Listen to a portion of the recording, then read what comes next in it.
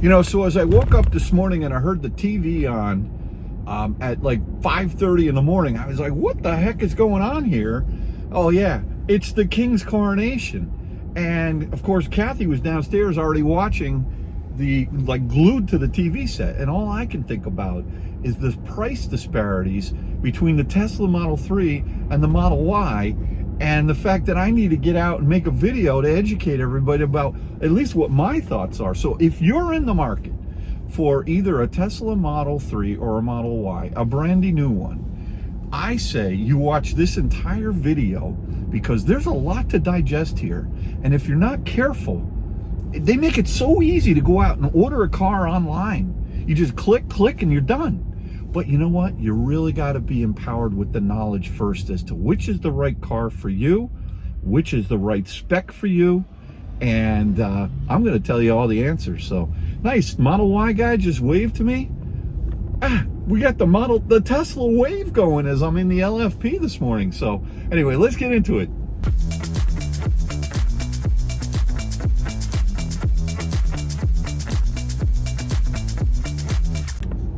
So look, if you're already set on getting a Model 3 or a Model Y, then maybe some of this information won't be as relevant to you. But if you're kind of indifferent about getting in either a Model 3 or a Model Y, I say you stick with this. So at first glance, one might think that this is a really simple decision to make as far as which car to buy. And when you're buying, let's say, a Ford Mustang, and they have the 3 different engine choices that you can get. You know, years ago, would you go for the GT, like the 5-liter, or would you get the smaller engine, the more efficient unit, right?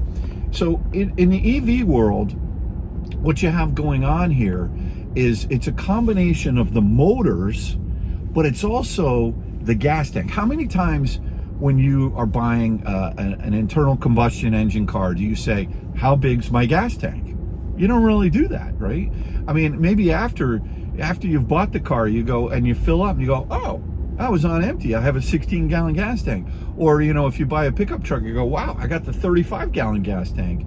For the most part, the fuel tank itself is never a consideration. But when it comes down to the EVs, it's you've got 3 different things to consider. 1, rear-wheel drive or all-wheel drive. 2, the size of the battery pack. And 3, the motors, if you will, or how fast or how quickly the car is going to accelerate, whether that's done with different motors or if that's done by tuning with software. So those are the 3 things that you need to think about. The first thing I want to talk about is that within the Model 3 and the Model Y, today there are 3 different, if you will, fuel tanks.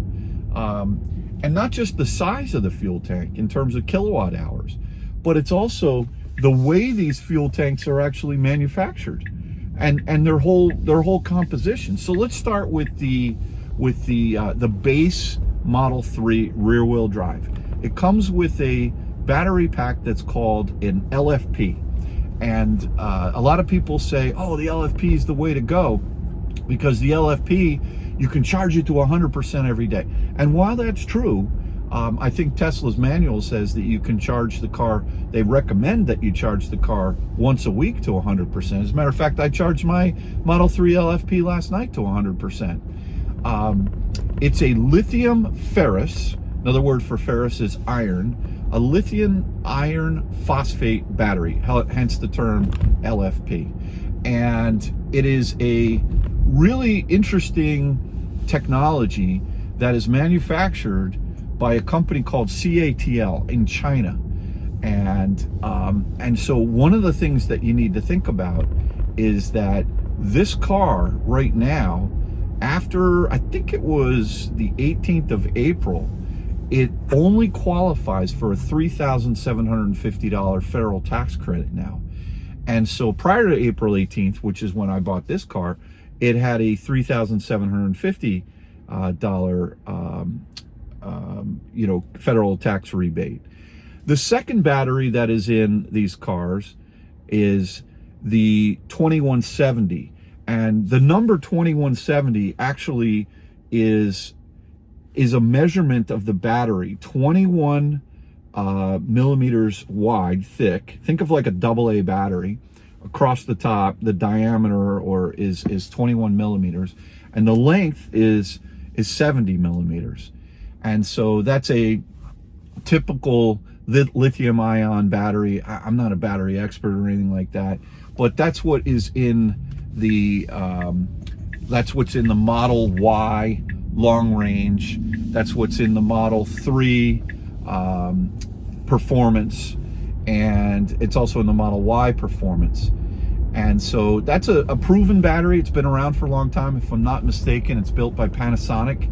And now, about 2 years ago, a little over, there was Battery Day, where Elon Musk and Tesla announced their new vertically integrated, internally built battery called the 4680. And the 4680 is, oh, nice R8 there. Oh, hello there.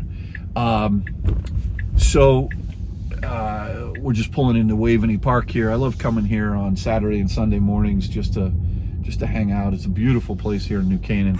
So anyway, the 4680 is 46 millimeters wide, so it's a much fatter battery. Think of it like, instead of a AA, it's kind of like a C or a D battery, and it's actually 80 millimeters high, so it's considerably bigger battery.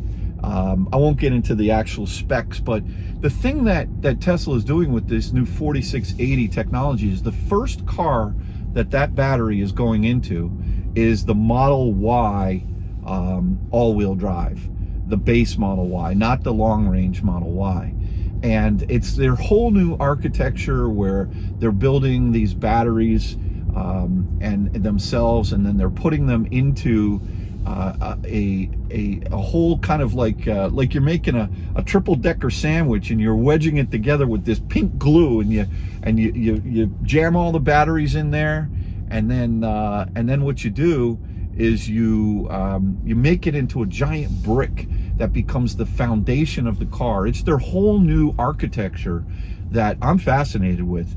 That is the pack that is in the Model Y all range that we've ordered, that my wife Kathy has ordered, and it's going to be the future of Tesla for everything, including the new Cybertruck, as far as what kind of battery they're going to put in there.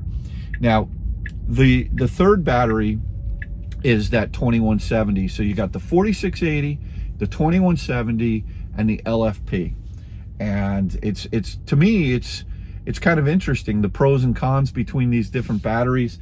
I mean, you can do your own research, but it's important for you to understand when you're buying one of these Model 3s or Model Ys, which battery pack are you getting?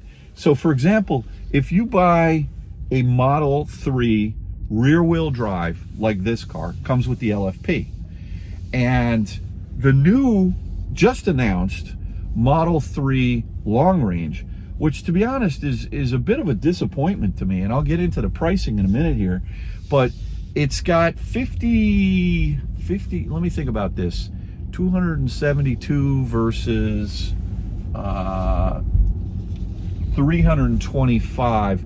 So it's got 53 more miles of range, and it's $7,000 more. Now you do gain all-wheel drive, and it is a bit faster, 0 to 60 in 4.2 seconds versus 5.8. Now we're talking Model 3 rear-wheel drive versus Model 3 long range, but it's a bit disappointing that they only are saying the long range is only 325 miles.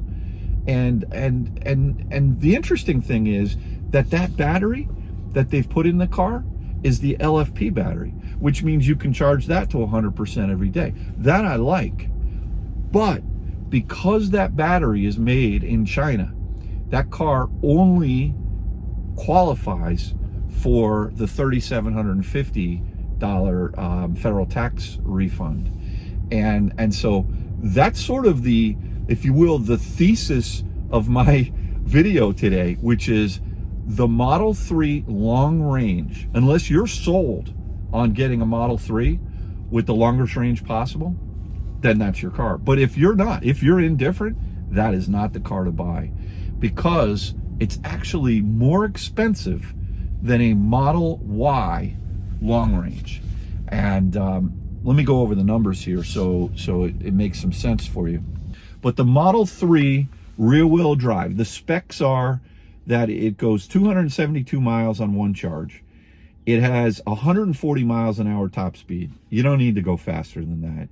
And it has a 0 to 60 in 5.8 seconds, which, okay, in today's EV standards, not super fast, but this is what I drive. This is my car here, and it's plenty fast. I mean, unless you're really, if you really want to be a race car driver, go out and buy the Performance. So the Performance is 162 miles an hour top speed.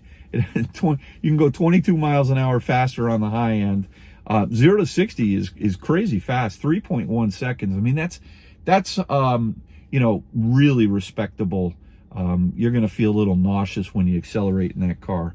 And it's got 315 miles of range versus 272 miles of range in the rear-wheel drive.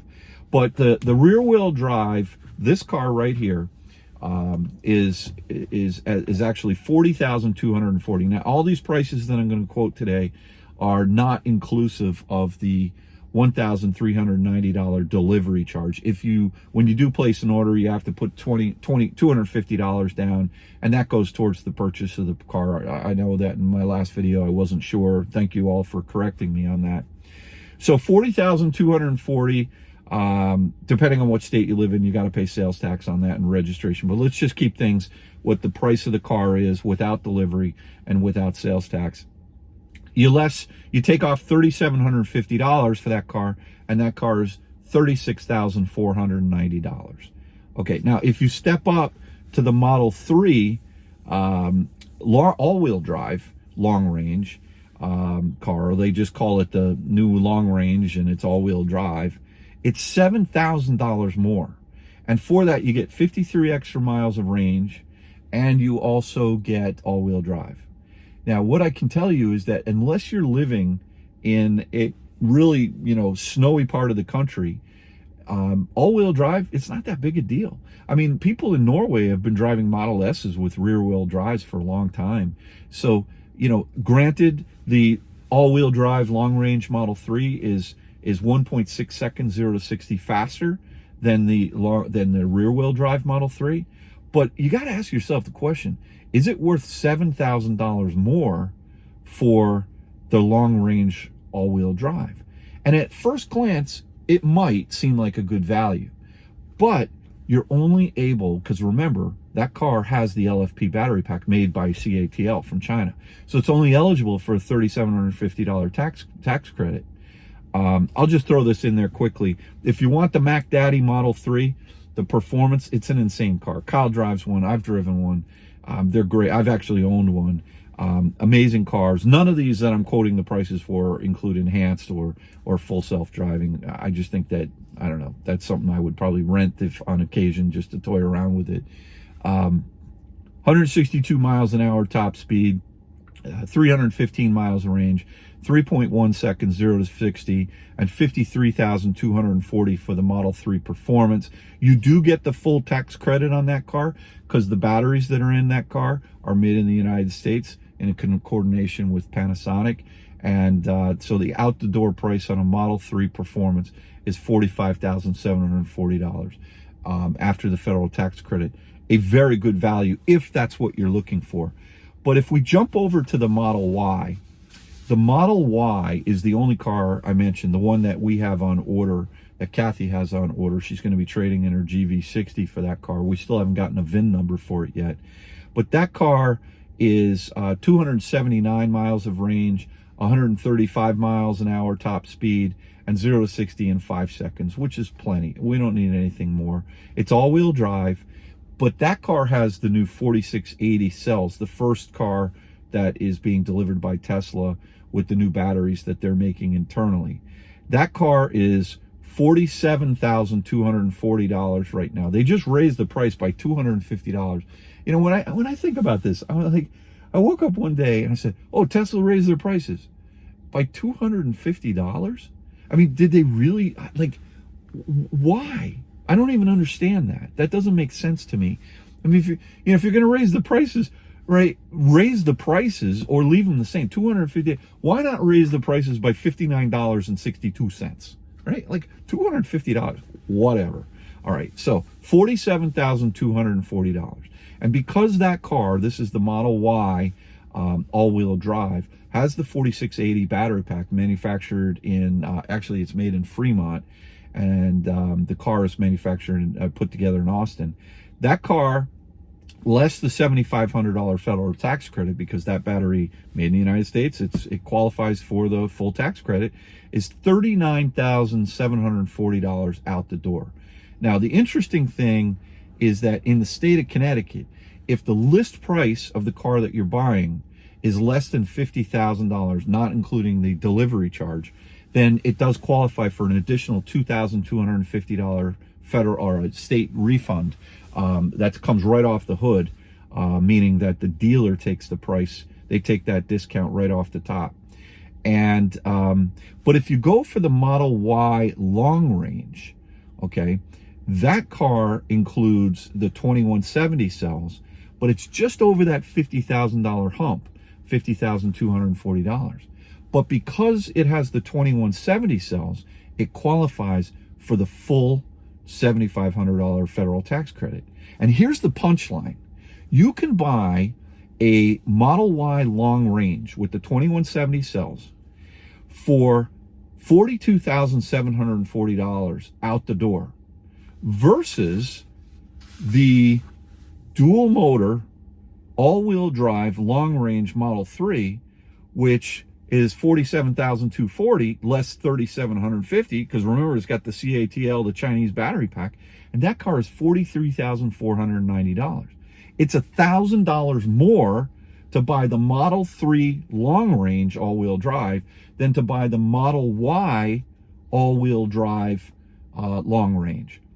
And it actually, the Model Y's got 5 extra miles of range. Now, granted, you can't charge the car to 100% every day because it's not the it's not the LFP battery pack, but I think that is the sweet spot. And actually, so to me, just to go over this, the Model Y performance is actually a smoking hot deal as well if you're into that kind of thing. The stats on that car is it'll go 155 versus 135 miles an hour for either of the two lower variants of the Model Y. It's got 303 miles of range, so you lose 27 miles of range, EPA rated range. And it does 0 to 60 in 3.5 seconds. So it's 0.4 seconds slower in a 0 to 60 than a Model 3 performance. But that car is $54,240, and you do get the full tax credit on that car because that car does come with the 2170s. So that's $46,740 out the door, which is only $1,000 more. $1,000 more for the Model Y performance after federal tax credit than a Model 3 performance. So you got to really think about this. Now, let me get back to the real punchline here, that the Model Y long range with the 2170s is $1,000 less than the new Model 3 long range all-wheel drive. I think it's a disappointment that Tesla has chosen to only give this Model 3, this new long range, 325 miles of range. I think it's a disappointment that they've put the CATL battery packs in there, and the car only qualifies for $3,750. And again, these are all great cars, but understand that you're not just buying the engine motor, you're not just buying the variant spec, but you're also buying the fuel tank. And it's not just the size of the fuel tank, but it's also what kind of fuel tank it is. Is it CATL? Is it 4680? Or is it 2170? And all those decisions as to which it is actually drives the economic decision as to what's best for you. So I'm hoping this raises a few eyebrows before you pull the trigger and go very quickly and say, oh, let's get the long range Model 3. That seems like a good value. If someone told you you could buy a Model Y long range for $1,000 less than a Model 3 long range, what would you do? So that's kind of the point of this video. Really know what you're buying before you buy it. It's a bit of a confusing market out there. I'm hoping this video made some sense to you. In our case, we're going to stick with the Model Y, the all-wheel drive, not the long range. And the reason for that is because the price of the car in the state of Connecticut will be under $50,000. So for us, it's $5,250 less to get the 4680 version of the Model Y all-wheel drive that has, 50, let's call it 50 miles less range. $5,250 for 50 miles less range. For the use case that we're really going to be using this car for, it's not worth it to us. They look exactly the same on the outside. In a lot of ways, I'm extremely intrigued with the new 4680 pack that we're going to be getting in this car. Structural rigidity, it's the future of Tesla. We kind of want to own that car and see how that rides and make some, really some good assessments about this new 4680 pack. And so that's why we're sticking with the Model Y, the base one, because, it's really not worth it for us in our particular use case. So anyway, I hope this video helps you out. And, best of luck to you in your buying decisions. If you have any questions or you're really confused after this, send me an email, dave@outofspecstudios.com. As always, thank you again for watching another episode of Out of Spec Dave, and we'll catch you on the next one. Take care now.